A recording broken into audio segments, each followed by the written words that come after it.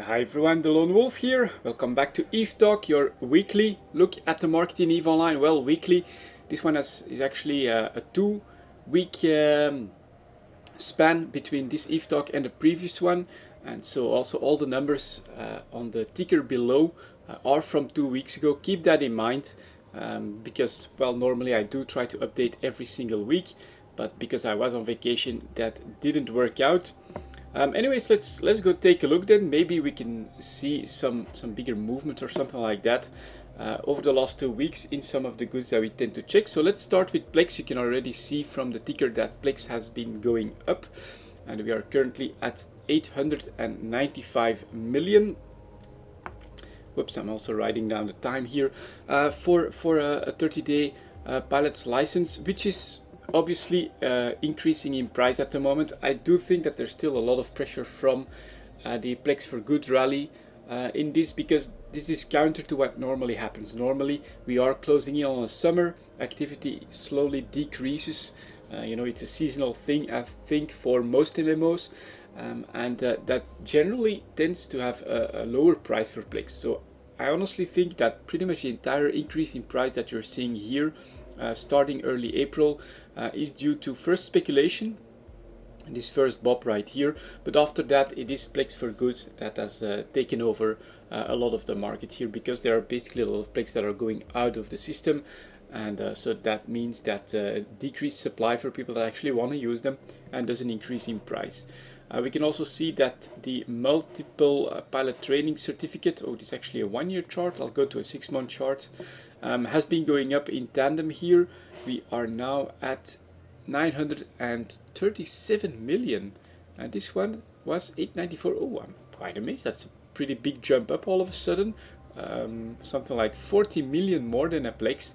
So a lot of people are apparently trying to get a second character in training, maybe for the summer. I think that that's actually a possibility. You know, if you're planning to take a break over the summer, but you want to keep all of your characters training, you'll probably want to use a couple of these multiple pilot training certificates, and this is why you could be paying a pretty high premium on them at the moment. I think that actually makes sense, and I actually think that this is a pretty interesting piece of information, because I'll have to try and keep that in the back of my mind. I'm expecting an exact opposite thing to happen when activity starts to increase once again, like for the winter months. So I'm gonna try and check that out for like a seasonal thing that could actually make me some money. This increased demand here in multiple pilot training certificates that has way outpaced plex here in price. 50 million difference, not that bad. And if I'm getting the right causes here, we should see the exact opposite this winter, which could be a good time to purchase a lot of these and try to make some money when activity decreases again. So I'll keep an eye on that. I think it could be interesting. And then we have Pilot's Body Resculpt, which is well, it also increased in price, but this one is doing some odd things. It's doing its own thing. It's now sitting at around 200 million. What are we talking about here? Yeah, 200 for the sellers, 191 for the buyers. I guess it's just not used by the vast majority of the player base, and this is why we're seeing something that does not follow the same trends as plex and the multiple pilot training certificates. Pretty interesting stuff here. I'll keep this in the loop. I think maybe we can discover some interesting trends when it comes to this body resculpt as well at some point. Let's move on to the minerals then. 405 for that. Let's start as always with titanium, which has been going sideways. So after the big decrease since early April right here in price, going from like 6 ISK to almost 5 ISK, 5.3, something like that at the moment, we are now in a more stable market. And so let's take a look at supply demand here. Sellers 537, 536, around that. We still have 2 billion coming in here. Then these four, I would say, put close to another billion. And then here we have the buyers 527, so only 0.10 ISK difference. And here 1.4 billion, 2 billion, 2 billion. So there is definitely demand here. And this price does seem to be supported, which is also why at the tail end we're actually going up just a little bit. There is more demand than supply for titanium at the moment. And so that's good for miners. I think you're actually getting a little bit more for your feldspar at the moment, if that's what you're doing. Next up here we've got pyrite. That one is still slightly on the downtrend, but it looks like it's finding its bottom at 11.2, 11.27 for the sellers, 11.02 for the buyers. Bit more of a margin here. And let's take a look at the numbers here. 187 million, then the rest is like around 50 million units. Then here we've got 150, 238, 276, but these aren't that recent anymore. So be careful of saying that there is more demand than supply here for pyrite. It's quite I don't think so just yet. So I think pyrite could start to move sideways around 11.2, or at least between 11 and 11.2, but there is no sign that this is going to have a robust support just like titanium does have. Let's take a look at Mexalon then. Also try jumping up after breaking 44 ISK, so I think we can call that the bottom for Mexalon. 44.59 for the sellers, around 44 for the buyers. 22 million, another 2 orders with 17 million. Here we've got 50 million units. That's not bad, that's some demand coming in. So I actually think we're at a linchpin. The unfortunate part I do think is of course timing. We are talking about right before summertime. This could actually decrease demand and put some pressure on this once again. But it's looking like all of them are tumbling, are finding their bottom and are tumbling from more supply than demand. People want to get rid of their stocks because of the dropping prices, to demand is starting to come back. We're starting to get some support for the current prices, and there's actually a bit more demand than supply. We could just be shifting up on the market. Unfortunately, as I said, I do think if we do start to go up, it will be pretty short-lived because of summer hiatus that a lot of people tend to take. Here is Isogen, very similar chart, trying to find 110 ISK, I think.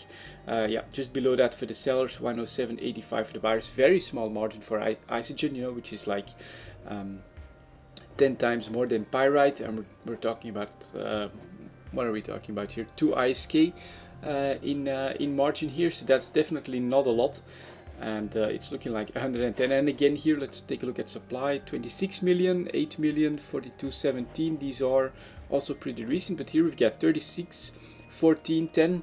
It's starting to come alive, I think. I think that the high-sec minerals are finding their bottom, and if we do see an increase in supply, we could actually start to go back up a little bit after, well, quite a bit. Since April we've been going down, so let's hope it does happen for the sake of the high-sec miners.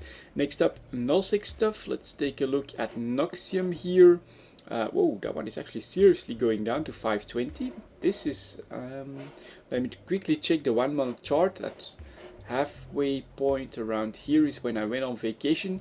Yeah, I tried to hold on at 540, but now we're actually going back down quite substantially, heading towards 520. So a lot of pressure on Noxium, and we still have 3.5 million, 3 million, 1 million coming in here. You're seeing 1 million units here and 3.5 million units here, but I would say, yeah, there's still more supply than demand coming in for Noxium, putting a lot of pressure on the price, and so it looks like that one is going down. I honestly think that we'll have to start. This could be a good summer investment if we can time the bottom right, wait until the winter. Honestly, Noxium is one I'll keep a close eye on for an investment. Next up, we've got Zydrine here. Of course, after the big change, Zydrine went up to 1200, even spiked up to 1600, but it found its price around here. Pretty surprising to see that in the last 10 days or so. It's actually been going up pretty substantially, and we're currently looking at 1300 ISK for the sellers of Zydrine. So that's pretty interesting, because from the ticker you may already have spotted that Megasite is also going up just a little bit, but at least this is still below the 20-day moving average. So on this 1 month chart here, I would say this is an okay, well-supplied market, a stable sideways movement. For the Zydrine though, this is a little bit of a breakout, so keep that in mind, I think. But if I go for the 6-month chart, you can see, of course, that Megasite and Zydrine have mirrored each other. And after the big spike up, a little bit of a correction. That's normal. The market tends to overreact just a little bit, and then it found its stable price at around 2000 ISK, which we're still at right here. 50 ISK below that for the buyers, 50 ISK above that for the sellers. We're right on the 2000 ISK, so pretty cool. Just keep an eye out for that Zydrine breakout. Not sure what's happening there, but it could be short-lived. But if it has some momentum, we could head towards 1400. I don't think that that's entirely outside the realm of possibilities. If it turns out that Zydrine supplies are actually too low for what the market needs. And then longer term, I definitely want to keep an eye on Noxium for a buy opportunity here. I may actually start spending a little bit of money on this already, buying at 520. If you look at the 6-month chart, not bad at all. If you look at the 1-year chart, not bad at all either. Whoa, Noxium, I'm really gonna keep a close eye on that one, maybe even make an investment after ETH talk already. Anyways, that's it for the mineral market then. Let's move on at 11 minutes. It's actually going to be a long one, it looks like. For some Tech 1 chips, here is the Apocalypse, managing to stay at around 180 million, but now dropping off substantially, which is actually a little bit weird. Look at that, 176 for the sellers, 165 for the buyers. I think this is a normal situation, but the unusual part here is that we're actually going down without experiencing a spike first. So it's the usual pattern we see is that a big alliance or someone swoops in, buys a lot from the market, price goes up, and after that we have a bit of an overcorrection.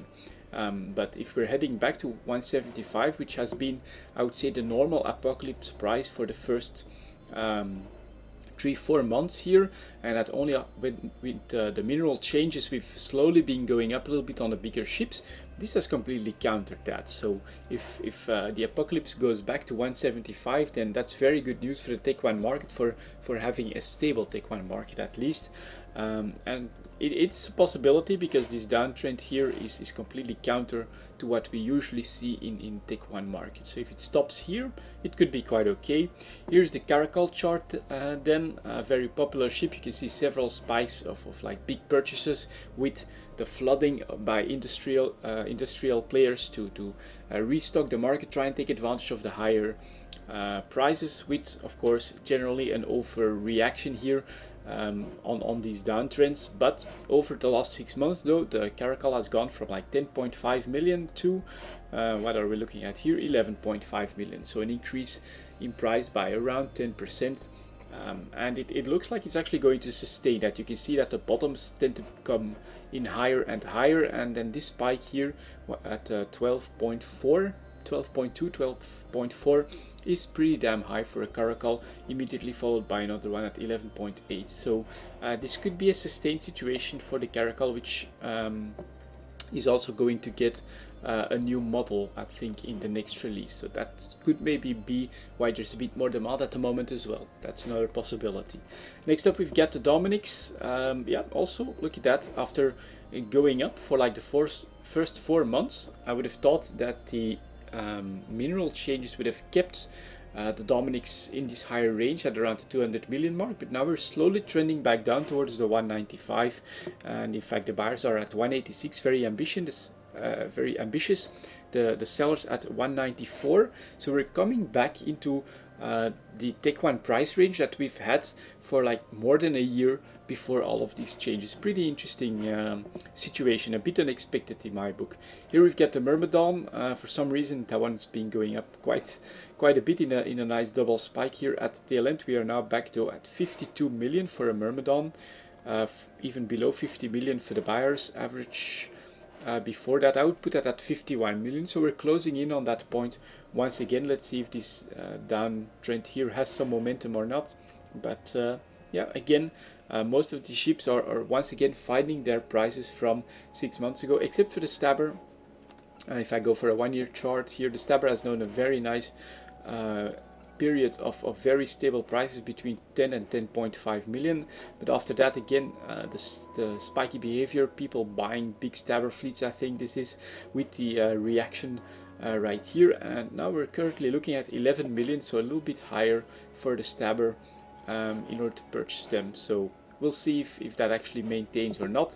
And then here the tornado is actually taking off. That's weird. Is someone preparing a burn Jita or something like that? Or maybe what's it called, a Hulkageddon.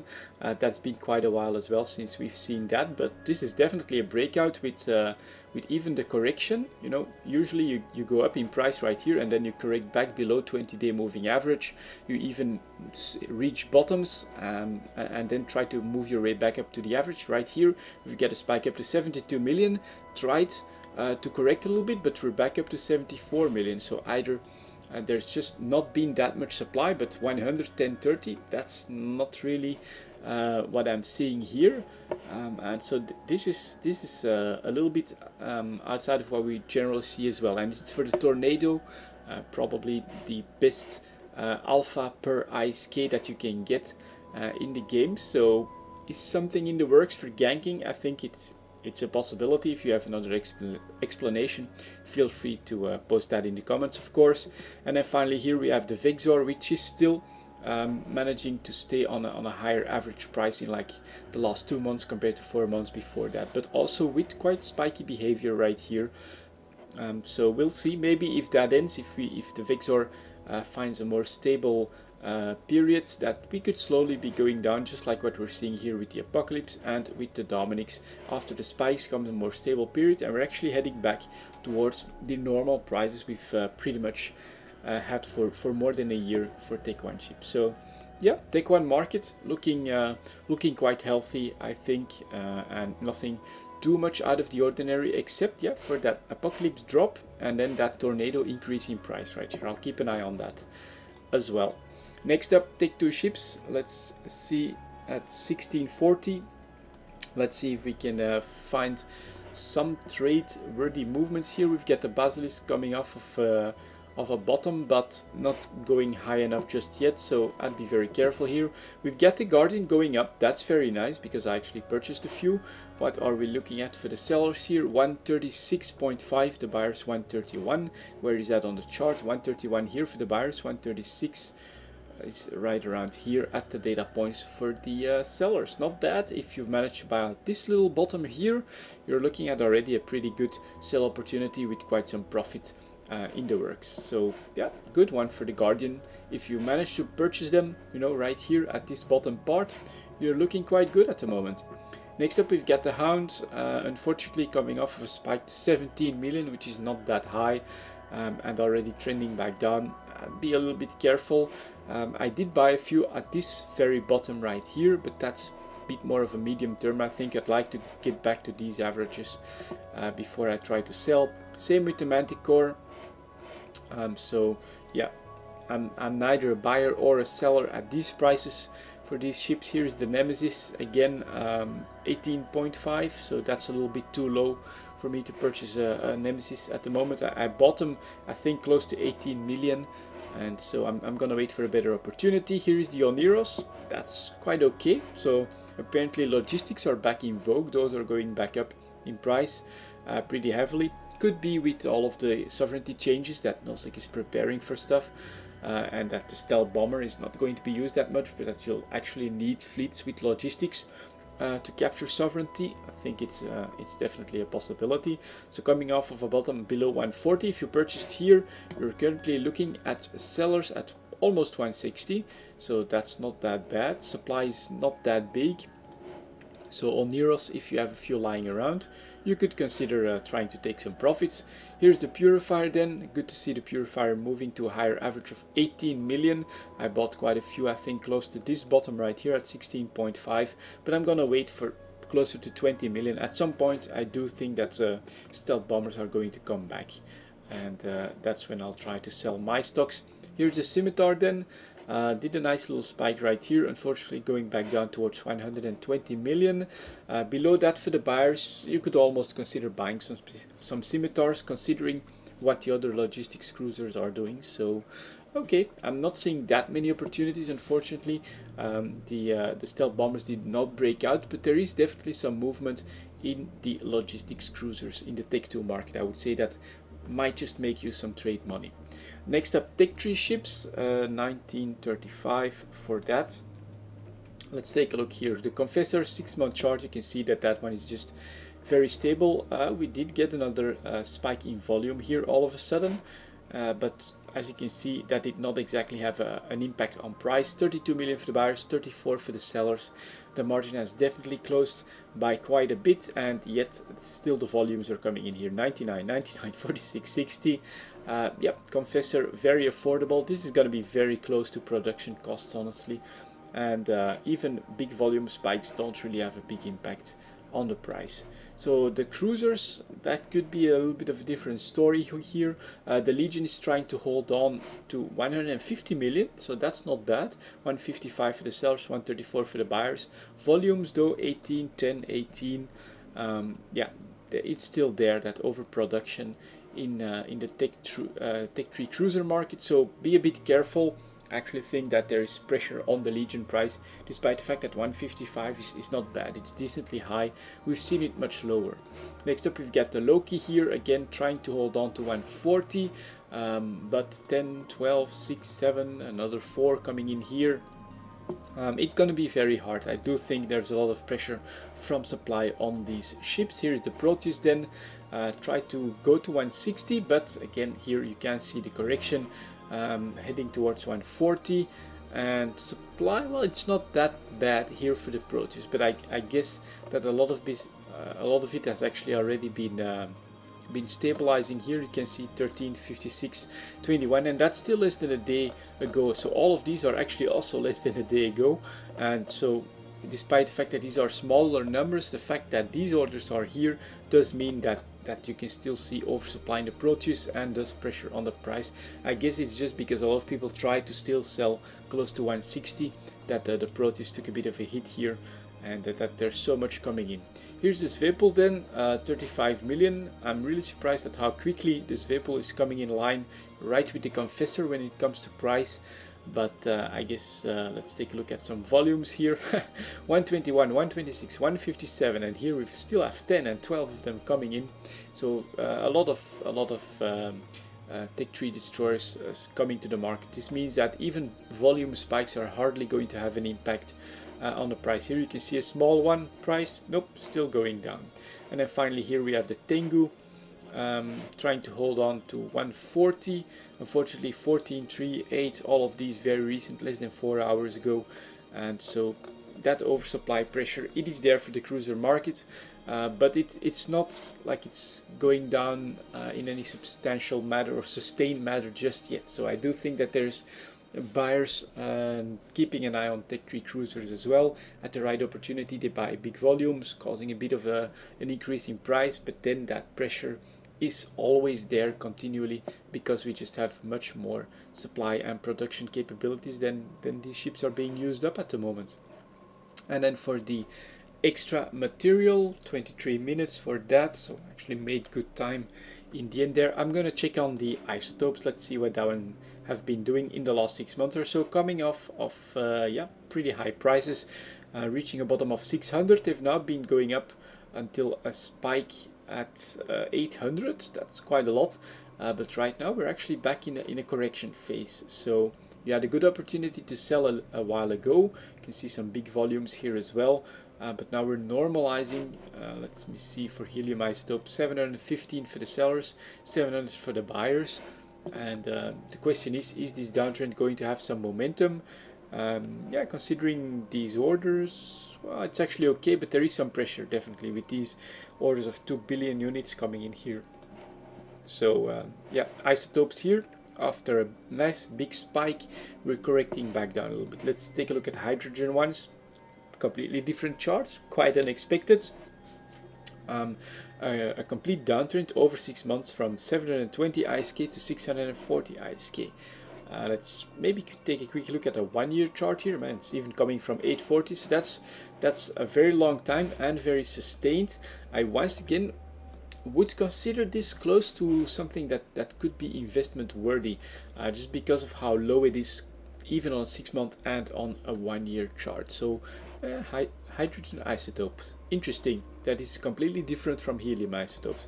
Next up we've got nitrogen isotopes, again a clear downtrend here as well over 6 months. Let's also touch on the 1 year chart. Man, that's coming from 1150 So there is definitely like a general pressure on most of these isotopes. Here again, look at that oxygen isotope, oh my god, falling, then going back up, but generally very low prices except for the helium isotopes. That's interesting. The question is CCP gonna change something that's going to change this momentum? And for helium, has this been market manipulation? A distinct possibility. Could, after the big spike here and the downtrend, could whoever has been doing this move on to another one? It's a possibility. Honestly, longer term, isotopes could be a decent investment. I'd be looking at nitrogen isotopes right here because those are very low. And on the 1 year chart, look at that. Lowest point in an entire year. This could start to be interesting. So isotopes, I think I'm actually going to keep a close eye on this as well when it comes to CCP intervention in these markets. If they ever shake things up, you actually want to have some stocks of these in hand, I think. Anyways, that's going to be it for this EVE Talk then, guys. It's good to be back. Thank you very much for watching. I'll see you all next time.